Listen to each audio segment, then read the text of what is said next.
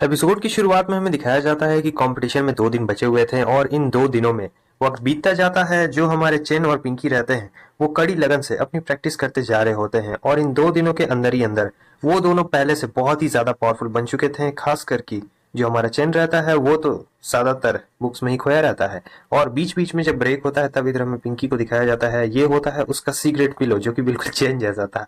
और दूसरी तरफ हमें दिखाया जाता है कि अब कंपटीशन का दिन आ चुका रहता है। ये होते हैं मिस्टर जाव। ये जाव फैमिली के हेड रहते हैं।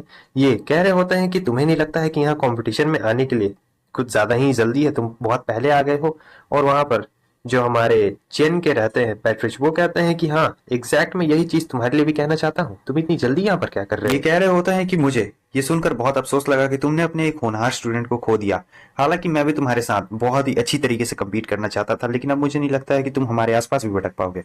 पैट्रिच इधर कह रहे होते हैं तुम इसकी चिंता बिल्कुल भी मत करो, भले ही तुम सीरियस रहो या फिर ना रहो, क्योंकि हमारे पास ऐसे बहुत सारे लोग हैं जो तुम्हें ऐसे चुटकी बजाते ही हरा सकते हैं। मगर इस बात से हेड को बहुत ही ज्यादा गुस्सा आता है। ये अपनी पावर को बढ़ाते और कह रहे थे आखिर तुमने मेरे स्टूडेंट्स को क्या कहा, वो कमजोर हैं। यहाँ पर जो पैट्रिच रहते हैं ये भी अपनी पावर को बढ़ा देते हैं और दोनों की पावर बहुत ही ज्यादा रहती है। तब तक वहां पर कोई और भी आ चुका रहता है और कहता है कि वो काफी लंबे वक्त के बाद मिले। वो आता है और दोनों को गले लगा लेते हैं और इन दोनों का गला ही दब चुका रहता है।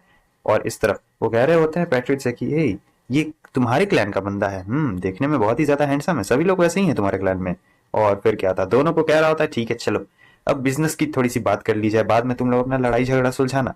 वो बता रहे होते हैं कि वहाँ पहाड़ों के पीछे जो बड़ा सा जंगल है वहां पर एक बहुत ही अलग तरीके का बीस्ट है जो बहुत ही ज्यादा खतरनाक है। जो भी उस बीस्ट को 3 दिनों के अंदर मार के ले आए या फिर जिंदा भी ला सकता है तो वो हमारी निंग फैमिली के साथ कॉपरेट करेगा और सीक्रेट रियलम का कॉन्ट्रैक्ट हम उसी पार्टी को देंगे। अब अगले सीन में हमें दिखाया जाता है पहाड़ के पीछे वाले जंगल को, जहां पर सभी लोग पहुंच चुके रहते हैं इस टाइगर को पकड़ने के लिए। लेकिन ये टाइगर बहुत ही ज्यादा तेज रहता है, किसी की पकड़ में नहीं आ रहा था और ये तो पकड़ते पकड़ते पेड़ ही से गिर चुका रहता है।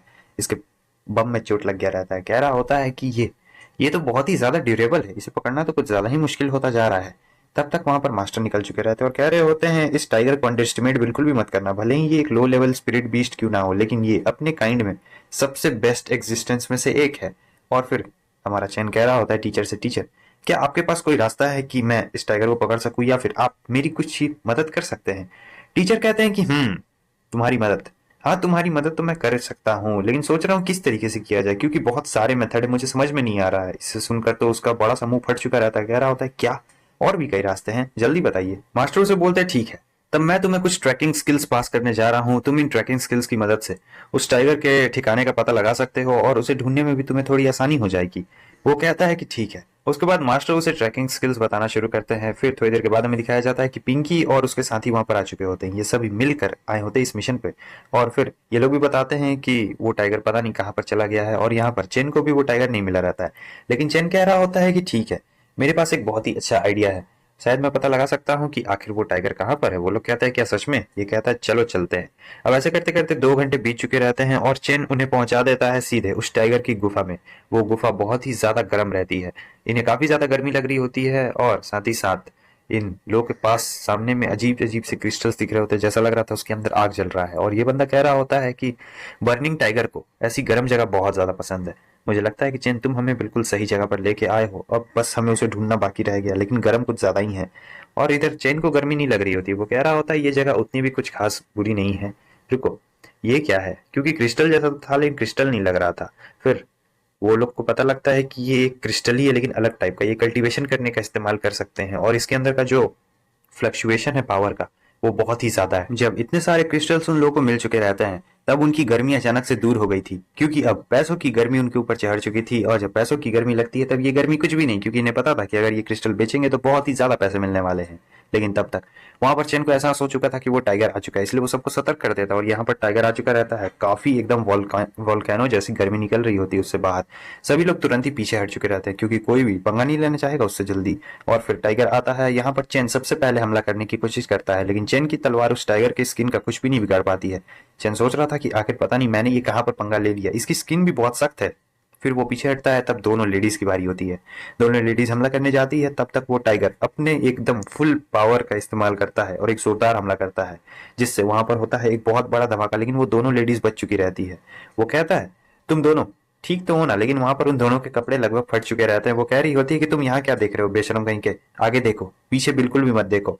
लेकिन ये बेशर्मों की तरह अभी भी पीछे ही देख रहा होता है। तब तक टाइगर उधर से दहाड़ता है, फिर वो टाइगर की तरफ देखता है और अब सोच रहा होता है कि मैं क्या करूं, इसे हराना बहुत ही ज्यादा मुश्किल है। यहाँ पर चेन को भी बहुत प्रॉब्लम आ रही होती है, तो वो दोनों लेडीज को लेता है और तुरंत ही उस जगह से थोड़ी और दूरी पे चला जाता है। मगर वो टाइगर तो उन्हें बिल्कुल भी नहीं छोड़ने वाला था। वो बार बार आ रहा होता और चेन की तरफ हमला कर रहा था। वो उन दोनों लेडीज को लेकर और भी ज्यादा दूर जा रहा था, लेकिन केव के अंदर वो लोग ज्यादा आ चुके थे, इसलिए वो लोग बाहर भी अब नहीं जा सकते थे।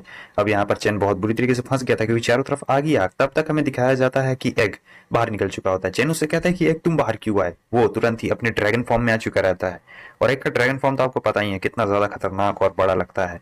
वो अपना आग फेंकता है और उस टाइगर को वहीं पर मार देता है तुरंत ही।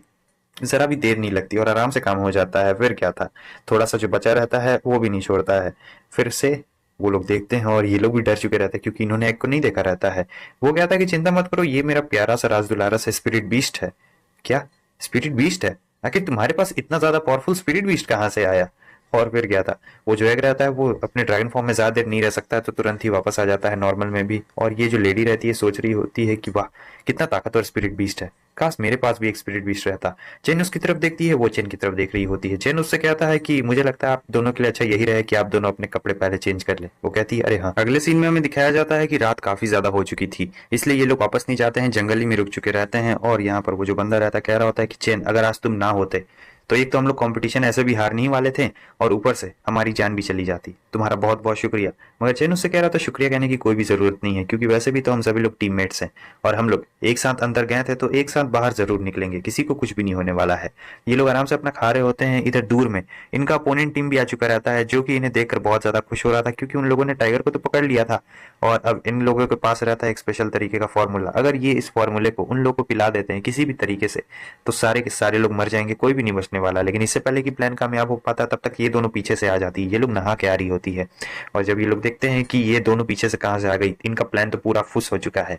अब क्या था, लड़ाई यहाँ पर शुरू हो चुकी थी, क्योंकि दोनों आसपास में ही थे। और जब यहाँ पर ये दोनों उन लोगों की आवाज सुनते हैं, तब ये दोनों भी देखते हैं कि कहाँ पर लड़ाई हो रही है। फिर ये दोनों भी भागते हैं, और इस तरफ हमें दिखाया जाता है कि लड़ाई शुरू हो चुकी रहती है। पिंकी हमला कर रही होती है, लेकिन यहाँ पर पिंकी एकदम फंस चुकी रहती है, क्योंकि उसके पीछे सबसे तगड़ा बंदा रहता है और कह रहा होता है कि अब तुम नहीं बचने वाली हो।